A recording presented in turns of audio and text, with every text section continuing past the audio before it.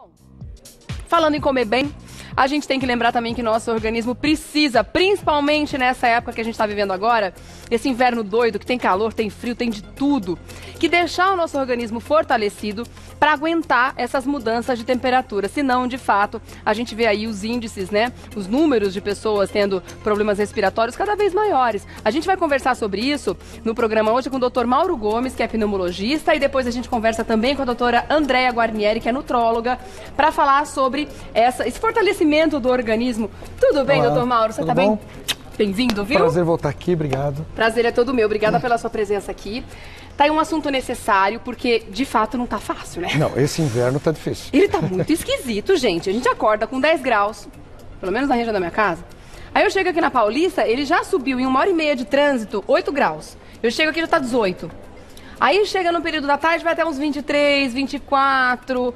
Aí, né, aí chega à noite e cai de novo. Que corpo que aguenta uma amplitude térmica de 20 graus num dia só? É verdade. E você ainda tem o ar-condicionado aqui, que agrava ainda mais o ressecamento das mucosas, né? Que fica nesse choque térmico. Exatamente. Tá frio aqui, tá calorzinho lá fora. Tá dureza, né? Exatamente. É verdade que a gente tá tendo um número muito maior de síndrome respiratória aguda grave esse ano? Olha, esse ano tem bastante, tá? Não tá muito diferente da média, tá? Mas a gente já teve um número bastante alto de casos de morte por influenza. O vírus H1N1 é o principal, quase 50% dos casos de morte são pelo H1N1. Mas esse número das mortes esse ano está superior ao ano passado? Não, está dentro da média? Está dentro da média. É um número relativamente alto, mas é dentro do esperado. Né? Exatamente. O que a gente espera é sempre que eles diminuam, né? Exatamente. Porque a conscientização, teoricamente, teria que estar maior com relação a... Olha que interessante, a vacina é importante, né? Só que sempre circulam vírus novos entre a população. Nos Estados Unidos, houve um segundo pico de vírus no final da temporada de gripe deles, onde o H3N2 foi importante. Teve um primeiro momento? Teve um primeiro momento nos Estados Unidos. Exatamente. Eles teve o H1N1, onde a vacina foi eficaz. No segundo pico, a vacina foi 9% eficaz só. Porque não estava cobrindo o H3N2. Não estava cobrindo o vírus novo que estava circulando. Então é possível que nesses períodos de inverno que a gente vive, que fiquem essas oscilações e muita gente doente, vírus novos circulem e as pessoas acabem ficando contaminadas mesmo tomando a vacina. Agora, essas mudanças bruscas de temperatura, independente dos vírus, o choque térmico em si, como a gente ouvia da vovó, do papai, né? Leva o casaquinho, cuidado com o choque térmico, essas coisas. Isso de fato... Friagem, né? Corrente de vento, tem vários termos, né, que eu ouvia desde criança. E aí eu queria saber se isso de fato faz mal para a saúde ou se a gente precisa estar em contato com os vírus e as bactérias para adoecer. O que faz mal nessa época do ano é muito ar frio e seco. O ar frio e seco é muito irritante do nariz, da garganta e das vias respiratórias como um todo. Brônquios. Então as pessoas sentem os efeitos do ar seco. Então fico com o nariz lacrimejando, o nariz escorrendo, o olho lacrimejando, garganta irritada. E as pessoas mais sensíveis, como as alérgicas, que já têm rinite, já têm asma, então elas têm mais tendência de ter crise por conta disso. É o ar frio e seco. E na cidade de São Paulo, onde existe a poluição, maior concentração de poluentes, isso agrava mais. E aí as pessoas que já têm essa predisposição, já estão com essa condição favorável, digamos assim, elas estão mais suscetíveis à entrada dos vírus e das bactérias? Exatamente, porque isso quebra a defesa natural. Nós temos defesas naturais que combatem a entrada dos vírus e das bactérias. Mas isso quebra um pouco essa barreira e a gente fica mais suscetível, sim. Agora, esse ar gelado que a gente respira muitas vezes, pela manhã, quando sai de casa, ou à noite, enfim, vai sair de casa à noite, tá frio, não tem jeito. A gente vai se agasalhar, vai se proteger, vai cobrir tudo, vai deixar só o olho de fora, mas... tem esse ar frio que entra muitas vezes pelas vias aéreas. Isso também é prejudicial? Então, o ar, quando for muito frio, o ar frio ele é irritante mesmo. Ele paralisa os cílios. Nós temos alguns cílios. Como a gente tem no nariz esses pelinhos, dentro dos brônquios, da traqueia, tem os cílios que fazem a nossa defesa e limpam as bactérias, limpam a secreção. E o frio intenso, ele paralisa esse movimento. Então, há um maior acúmulo de secreção e a possibilidade de maiores infecções. Agora vamos falar sobre como se proteger, né, disso tudo, porque os cuidados básicos a gente sabe, mas muitas vezes a gente não coloca em prática, né? Exatamente. Lava a mão, passar álcool gel, essas coisas que a gente bate na tecla todos os anos, né, doutor? É verdade. O importante é que nessa época as pessoas costumam ficar em ambientes mais fechados, pouco ventilados. O que acontece? Há maior tendência de circulação dos vírus e das bactérias em ambientes fechados. Então, é importante manter os ambientes da casa bem ventilados, como você frisou, lavar as mãos, porque os vírus, eles passam de pessoa para pessoa, principalmente pelas mãos. São as mãos contaminadas que contaminam o alimento, contaminam o objeto, ou quando você cumprimenta outra pessoa, passa esse vírus para outra pessoa. Às vezes estão nos lugares mesmo, né? Exatamente. Que uma pessoa contaminada tocou, você vai lá, pega, então, sem querer. Sempre cobrir na hora da tosse, procurar não cobrir com a mão, cobre com o braço. E eu ia perguntar isso, essa é a forma correta da gente cobrir? Seria melhor, né? Porque se você cobrir com a mão, você vai passar isso para os objetos, vai passar para as outras pessoas quando cumprimentar. Tá. Então, idealmente, seria assim. Tá, alguns dos cuidados são importantes. Agora, hidratação.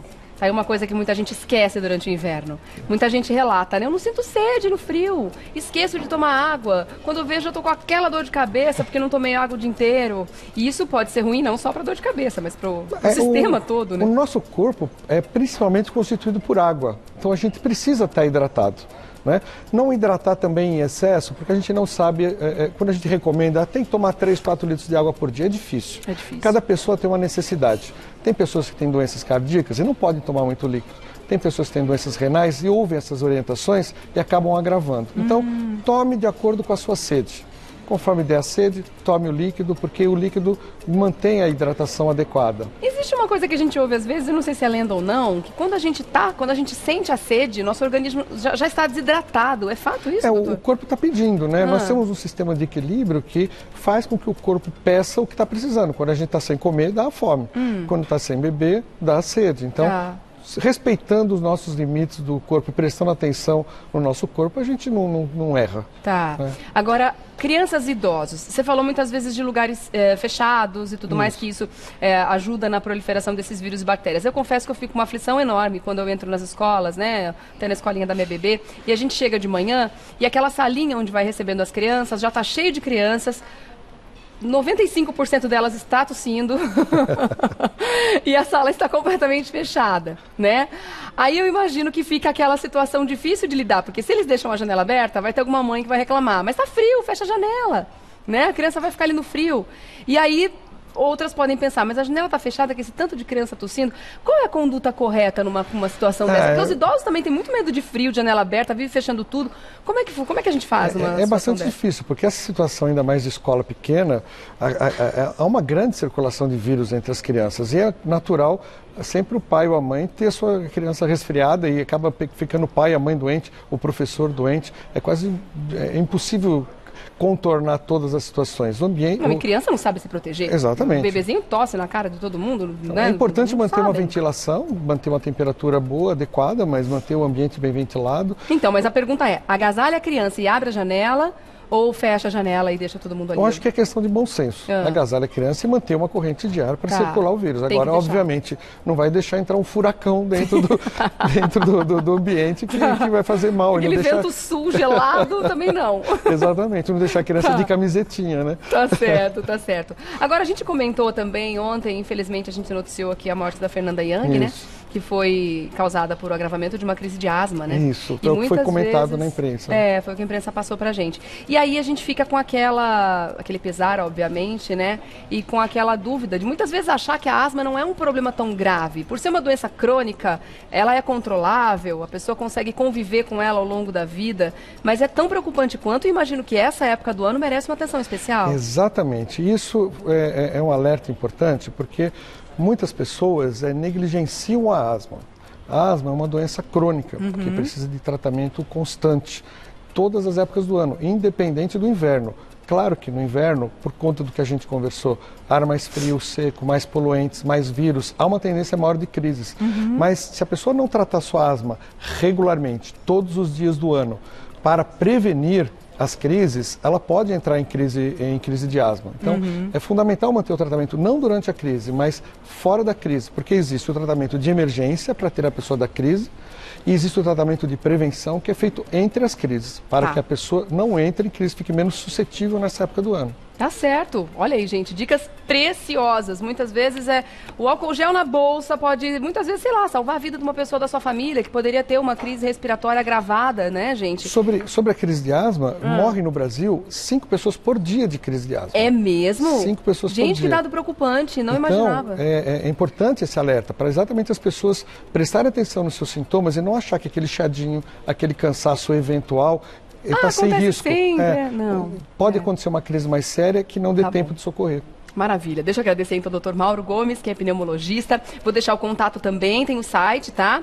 Para você fazer contato é drmaurogomes.com.br, o doutor abreviado, www.drmaurogomes.com.br. Muito obrigada pela sua presença, sempre um prazer te receber.